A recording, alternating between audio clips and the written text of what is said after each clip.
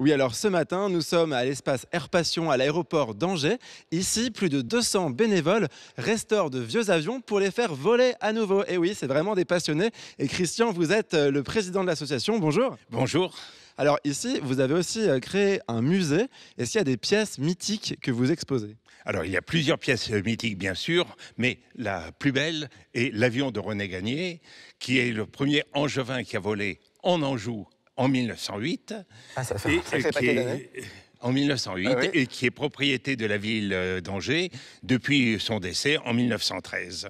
Et il y a une trentaine d'années, la ville nous l'a confié pour restauration et exposition. Donc ce sont tous les bénévoles de l'association qui l'ont restauré. Tous les bénévoles de l'association de l'époque l'ont restauré. Alors comment est-ce que vous avez eu l'idée de monter cette association qui est quand même unique en France? Eh bien, suivant les traditions de l'époque, quand les vieux avions, les vieux planeurs ne servaient plus, on les brûlait généralement pour faire cuire le méchoui.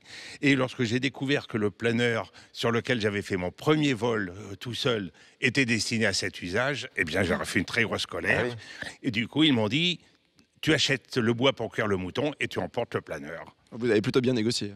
C'était un bon deal pour tout le monde. Et alors donc vous étiez pilote à l'époque. Est-ce que votre carrière a été complètement dédiée à l'aéronautique? Non, pour des raisons familiales, j'ai fait un court détour par l'éducation nationale. J'étais instituteur puis directeur d'école. Et puis ensuite, j'ai pu basculer vers l'aviation, moniteur à l'aéroclub, ensuite une petite compagnie Touraine Air Transport, et ensuite UTA et Air France, où j'ai terminé comme commandant de bord sur Boeing 747. Qui est l'un des plus grands avions du monde. C'était un des plus grands avions du monde à l'époque. Oui. Alors donc ici c'est aussi un musée. Qu'est-ce que vous présentez à vos visiteurs? Eh bien, nous présentons à notre visiteur, d'abord une quarantaine de pièces avions et planeurs exposés, Qui mais valent déjà oui, la visite. mais qui surtout leur faire passer ce message que le patrimoine doit être préservé et que le patrimoine, c'est bien sûr des objets, des machines, des plans, des photos, mais également toute l'histoire humaine qui va autour, parce qu'un objet technique sans l'humain, ça n'est pas grand-chose. Bon bah j'ai hâte de découvrir tout ça. C'est par là? Eh bien, nous y allons. Allez, on y va. Alicia, ça te dit, on vient de chercher en avion à la fin de l'émission. Je te laisse choisir, il y a l'embarras du choix. À tout à l'heure.